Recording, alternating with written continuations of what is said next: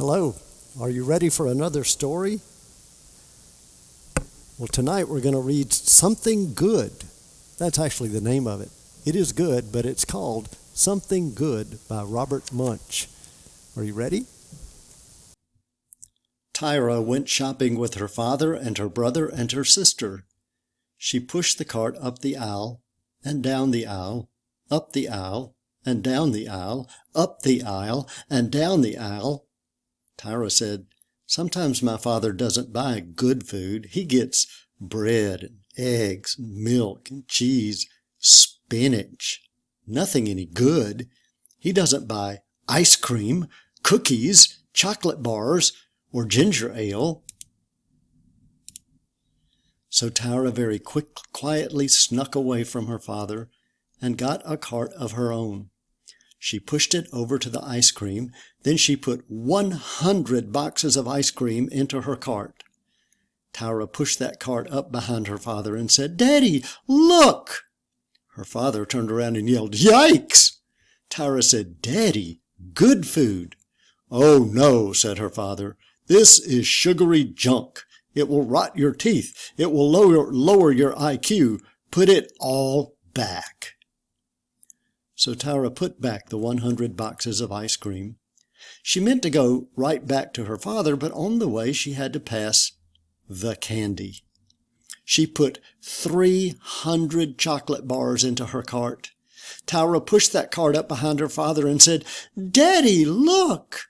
Her father turned around and said, "Yikes!" Tyra said, "Daddy, good food." "Oh, no," said her father. "This is sugary junk. Put it all back." So Tyra put back all of the chocolate bars.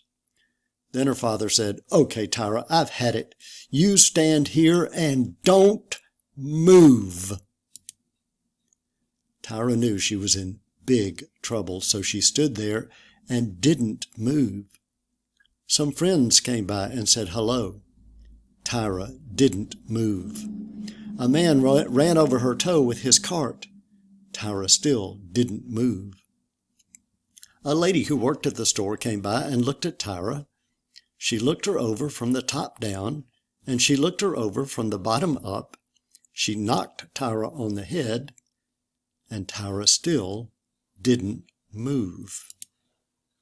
The lady said, "This is the nicest doll I have ever seen. It looks almost real." She put a price tag on Tyra's nose that said $29.95. Then she picked Tyra up and put her on the shelf with all the other dolls. A man came along and looked at Tyra. He said, "This is the nicest doll I have ever seen. I'm going to get that doll for my son." He picked up Tyra by the hair. Tyra yelled very loudly, "Stop!" The man screamed, "Yeah, it's alive!" And he ran down the aisle, knocking over a pile of 500 apples. A lady came along and looked at Tyra. She said, "This is the nicest doll I've ever seen. I think I will buy this doll for my daughter." She picked up Tyra by the ear. Tyra yelled as loudly as she could, "Stop!" The lady screamed, "Ah, it's alive!" And she ran down the aisle, knocking over a pile of 500 oranges. Then Tyra's father came along looking for his daughter. He said, "Tyra? Tyra! Tyra! Tyra, where are you? Tyra! What are you doing up on that shelf?" Tyra said, "It's all your fault. You told me not to move, and people are trying to buy me." Ah! "Oh, come on," said her father. "I won't let anybody buy you." He gave Tyra a big kiss and a big hug, and then they went to pay for all the food. The man at the cash register looked at Tyra and said, "Hey, mister, you can't take that kid out of the store. You have to pay for her. It says so right on her nose, $29.95. "Wait," said the father. "This is my own kid. I don't have to pay for my own kid." The man said, "If it has a price tag, you have to pay for it." "I won't pay," said the father. "You've got to," said the man. The father said, "No." The man said, "Yes." The father said, "No." The man said, "Yes." The father and Andrew and Julie all yelled, "No." Then Tyra quietly said, "Daddy, don't you think I'm worth $29.95? Well, of course you're worth $29.95, said the father. He reached into his wallet, got out the money, paid the man, and took the price tag off Tyra's nose. Tyra gave her father a big kiss and a big hug. And then she said, "Daddy, you finally bought something good after all." Then her father picked up Tyra and gave her a big, long hug and didn't say anything at all. The end.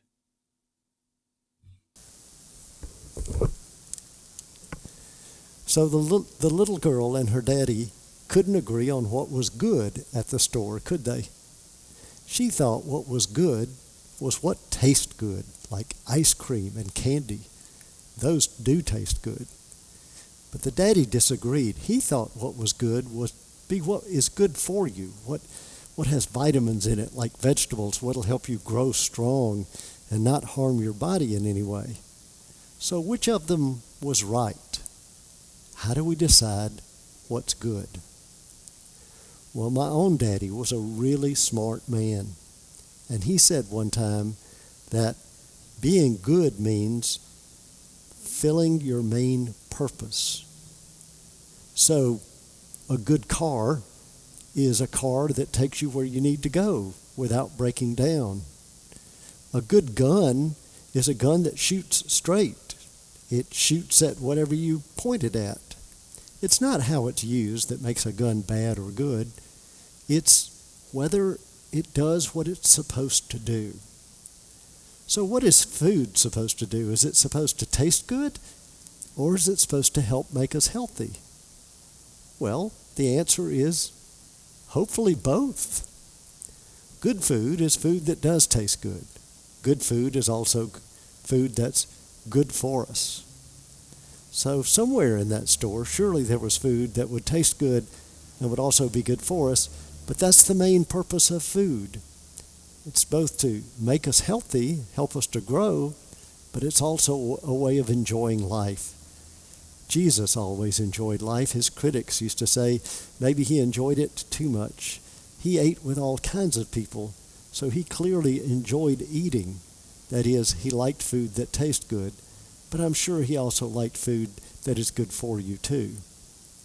One thing that they could agree on was that buying the little girl was buying something good, because he was her daddy and she was his daughter, and they belonged together. So what was good was whatever it took for him to be able to take her home and realize how much he appreciated having her as a little girl, which is why they hugged so much at the end. Do you know what your main purpose is? Do you know what would make you good? Your main purpose is to love. That's what God created you for. That's what God created me for. Not just to love our family, and not just to love a sweetheart, and believe me, one day you will, but to love all kinds of people, people who aren't even likable. To love means to show kindness and generosity and compassion, and just to respect them and be nice to them. That's our main purpose. And so when we do those things, it means we're good. God is all about love, and God created us to love. And so when we love, that's when we're good. And Jesus came to teach us all about love. And you know how much he loved. He loves us this much. So be good, and God bless you. God bless you that you remember always that you are the beloved child he created you to be. Good night.